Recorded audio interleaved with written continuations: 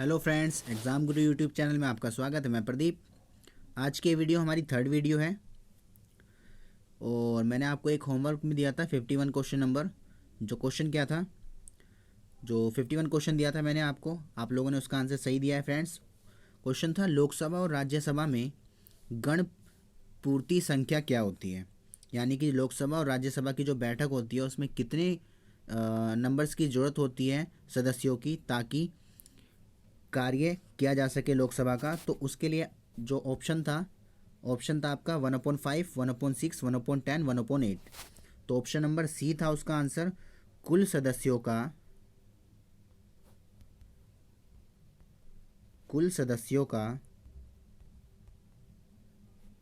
1/10वां हिस्सा।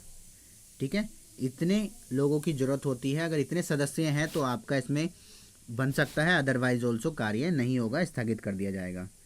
ठीक है फ्रेंड्स, चले तो आइए नेक्स्ट। आज हम शुरू करते हैं। आपका क्वेश्चन नंबर दे रखा है, देखिए 52 में क्या है। भारत एक धर्मनिरपेक्ष राज्य है, इसका मतलब है भारत राज्य है।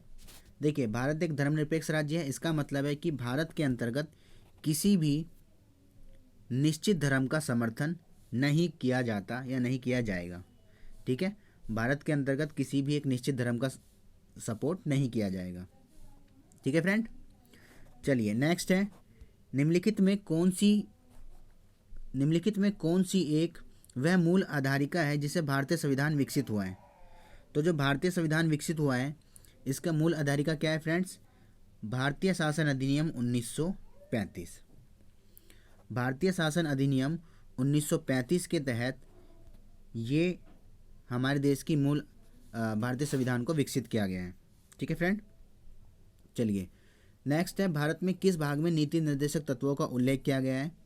तो फ्रेंड, मैंने ये आपको पहले ही बताया था कि जो भारत में नीति निर्देशक तत्व हैं वो कौन से भाग में है? भाग 4 में। और 3 में क्या है? मौलिक अधिकार। ठीक है फ्रेंड, तो आपका ऑप्शन क्या हो जाएगा? Option number B. चलिए नेक्स्ट क्वेश्चन। नेक्स्ट दे रखा है, मौलिक अधिकारों में संशोधन करने में कौन सक्षम होता है? तो फ्रेंड, जो मौलिक अधिकार होते हैं उनमें संशोधन करने में सक्षम कौन होता है? सांसद। ठीक है, संसद जो होता है वो आपका इनमें संरक्षण करने में सक्षम होता है, या संशोधन करना हो, चेंजेस करना हो, तो उसके लिए संसद की आवश्यकता पड़ती है। नेक्स्ट क्वेश्चन है आपका, निम्नलिखित में से किस वर्ष संविधान में मूल कर्तव्य को स्थापित किया गया था? ये आपको क्वेश्चन पहले ही बताया जा चुका है कि 42वां संविधान संशोधन 1976। ओके फ्रेंड, तो आपका ऑप्शन क्या हो जाएगा? Option number B. चलिए नेक्स्ट, संविधान का कौन सा अंश भारत के नागरिकों को आर्थिक न्याय प्रदान करने का संकेत करता है?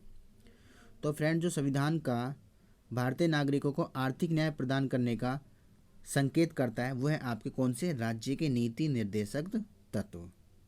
ओके फ्रेंड्स, और फ्रेंड्स अगर आपको वीडियो पसंद आ रही है तो वीडियो को ज़रूर लाइक करें और कम से कम आप 2 लोगों को शेयर करें। चलिए नेक्स्ट क्वेश्चन है, क्वेश्चन नंबर 58। निम्नलिखित में से किसकी नियुक्ति भारत के राष्ट्रपति द्वारा नहीं होती है? तो फ्रेंड्स, जो लोकसभा अध्यक्ष होता है उसकी नियुक्ति भारत के राष्ट्रपति द्वारा नहीं होती है। बाकी न्यायाधीश हुआ, सेना प्रमुख हुआ, उसको राष्ट्रपति ही नियुक्त करते हैं। ठीक है, चलिए तो आपका ऑप्शन हो गया ए। नेक्स्ट है 59। भारत के राष्ट्रपति की मर्जी तक निम्नलिखित में से कौन अपने पद पे रह सकता है? तो फ्रेंड, जो भारत के राष्ट्रपति की मर्जी से राज्यपाल रह सकते हैं, क्योंकि प्रत्येक स्टेट के राज्यपाल को राष्ट्रपति ही मनोनीत करते हैं। ठीक है फ्रेंड, और जो आपका केंद्र शासित प्रदेश होते हैं वहाँ पर एलजी होते हैं, जिन्हें लेफ्टिनेंट गवर्नर बोलते हैं। इन्हें भी भारत के राष्ट्रपति ही नियुक्त करते हैं और इनके आदेश तक ये रह सकते हैं। नेक्स्ट है फ्रेंड, अगला क्वेश्चन आपका दे रखा है, वित्त बिल के लिए किसकी पूर्व स्वीकृति आवश्यक होती है? तो फ्रेंड, जो वित्त बिल होता है अगर उसको पारित करना होता है तो उसके लिए भारत के राष्ट्रपति की स्वीकृति आवश्यक होती है। ओके, चलिए चलते हैं नेक्स्ट क्वेश्चन पे। फ्रेंड्स ये क्वेश्चन बहुत ही इंपॉर्टेंट है और अगर आप इन्हें कर रहे हैं तो इनको रिवाइज करते रहिएगा, ताकि आप जो भी एग्ज़ाम दें, देखेंगे आज जैसे कि हर एक क्वेश्चन किसी न किसी एग्ज़ाम में आया हुआ है, तो आपके अधिकतम क्वेश्चन सही जाएं। हमारा यही उद्देश्य है कि आपको अधिक से अधिक अच्छे से अच्छे क्वेश्चन कराने का। आप भी वीडियो को लाइक करके और शेयर करके चैनल को सब्सक्राइब करके सपोर्ट कर सकते हैं। चलिए फ्रेंड्स चलते हैं अगले क्वेश्चन पे। अगला क्वेश्चन दिया है आपका, लोकसभा या विधानसभा के निर्वाचन में एक उम्मीदवार अपनी जमानत की राशि को खो देगा अगर उसे कुल वैध मतों का कितना हिस्सा प्राप्त नहीं होता। तो फ्रेंड जैसे कि आपको पता होगा, जो भी लोकसभा का या विधानसभा का निर्वाचन व्यक्ति होता है उसको एक जमानत राशि देनी पड़ती है जब वो टिकट लेता है। ठीक है फ्रेंड्स, तो उस जमानत राशि को वो खो देता है अगर उसे कुल मतों का 1/6 प्राप्त नहीं होता। ठीक है फ्रेंड, अगर कुल मतों का 1/6 उसको प्राप्त नहीं होता है तो वो जमानत राशि खो देता है। नेक्स्ट है, कोई वित्तीय बिल प्रस्तावित हो सकता है। जो वित्त बिल होता है फ्रेंड्स वो केवल और केवल लोकसभा में प्रस्तावित होता है। बाकी जितने भी बिल होते हैं वो सारे के सारे आपके लोकसभा राज्यसभा कहीं भी प्रस्तावित किए जा सकते हैं, पर जो वित्त बिल है वो सिर्फ लोकसभा में ही प्रस्तावित होगा। ठीक है फ्रेंड, चलिए नेक्स्ट आते हैं, लोकसभा में मंत्रिपरिषद की विरुद्ध अविश्वास का प्रस्ताव लाने हेतु न्यूनतम संख्या क्या होती है। जैसे कि मैंने आपको बताया था, अविश्वास प्रस्ताव जो होता है वो विपक्षी दल का नेता लेके आता है, जिसकी सरकार होती है उसके जो विपक्षी होता है वो लेके आता है, और अविश्वास प्रस्ताव लाने के लिए उन्हें कम से कम 50 लोगों के सिग्नेचर होने चाहिए, यानी कि 50 सदस्यों के सिग्नेचर होने चाहिए, और एक वो खुद होना चाहिए, तभी वो अविश्वास प्रस्ताव ला सकता है, अदरवाइज ऑल्सो नहीं। ओके फ्रेंड, तो इसका आपका आंसर क्या हो जाएगा, ऑप्शन नंबर डी।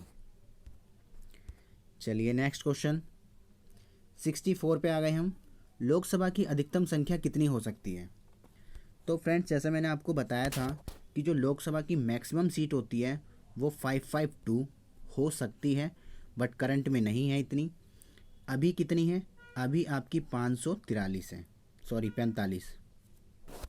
ठीक है, 552 हो सकती हैं, पर करंट में 545 है, जिसमें से 543 पर चुनाव होते हैं और 2 राष्ट्रपति मनोनीत करते हैं।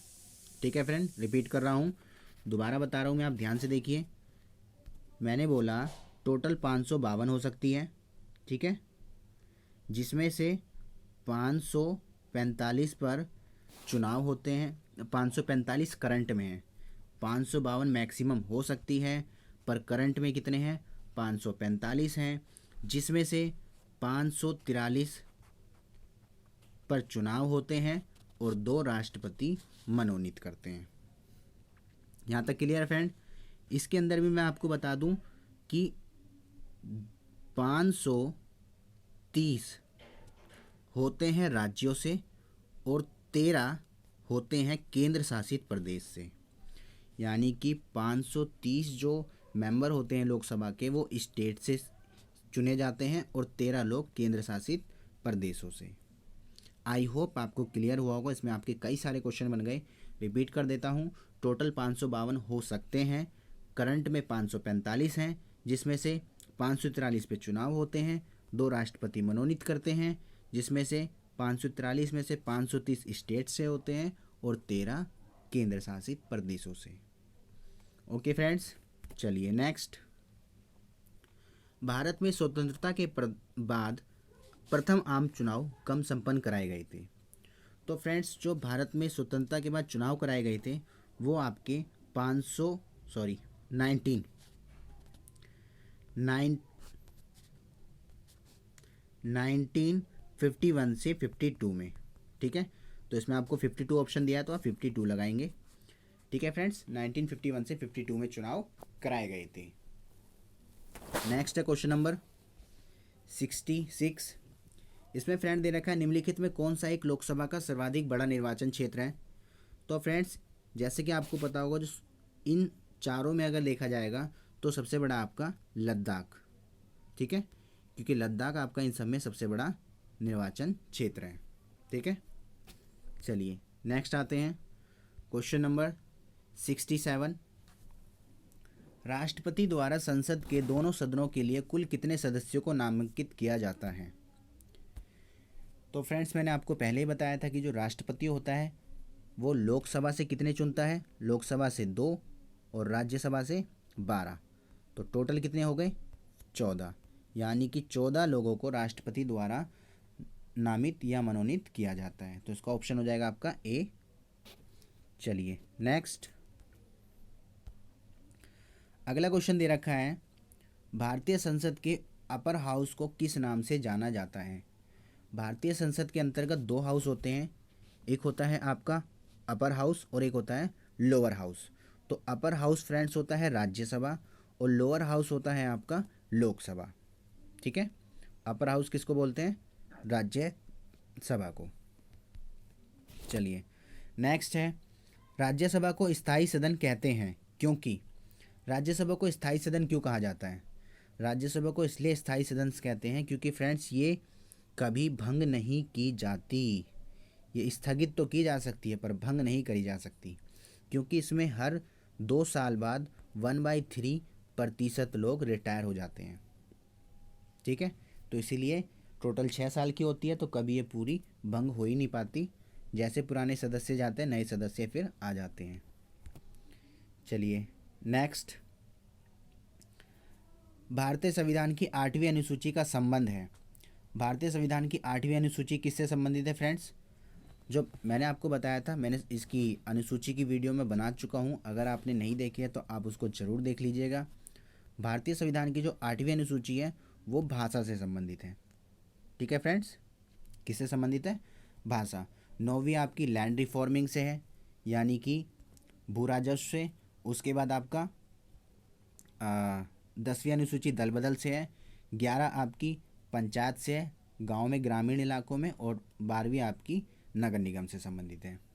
ठीक है फ्रेंड, चलिए नेक्स्ट क्वेश्चन, दल बदल के आधार पर आयोग से संबंधित विवरण किस अनुसूची में है? देखिए, मैंने अभी जस्ट बताया आपको कि दल बदल के लिए 10वीं अनुसूची है और 9वीं आपकी लैंड रिफॉर्मिंग।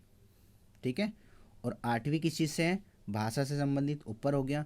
7वीं पूछे तो फ्रेंड्स 7वीं में आपकी कॉन्करेंट लिस्ट, स्टेट लिस्ट और आपकी सेंट्रल लिस्ट, यानी कि राज्य सूची, समवर्ती सूची और आपकी संघ सूची, इन तीनों का विवरण दिया गया है, यानी कि बोले तो शक्ति का बंटवारा। चलिए चलते हैं नेक्स्ट क्वेश्चन पे। नेक्स्ट है आपका, भारतीय संविधान की 10वीं अनुसूची किससे संबंधित है? तो देखिए, ये ऊपर से ही लिंक हो गया इसका, दल बदल कानून इसी के अंतर्गत आता है। इसके अंदर क्या था, जैसे कि एक दूसरी पार्टी में चले जाना। ठीक है फ्रेंड्स, चलिए नेक्स्ट क्या है आपका? चलिए, ये आपकी लास्ट स्लाइड है आज के लिए। भारतीय संविधान के किस संशोधन अधिनियम द्वारा पंचायती राज व्यवस्था को संवैधानिक दर्जा दिया गया है? तो फ्रेंड्स, जो भारतीय संविधान के 73वें संविधान संशोधन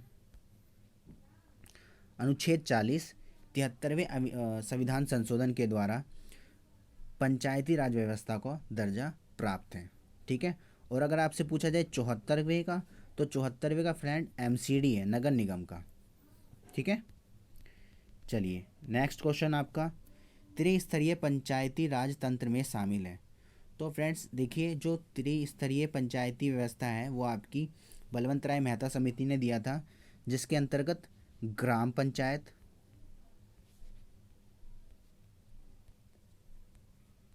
उसके बाद आपका ब्लॉक पंचायत या पंचायत समिति, उसके बाद आपका जिला परिषद, ये 3 आते हैं।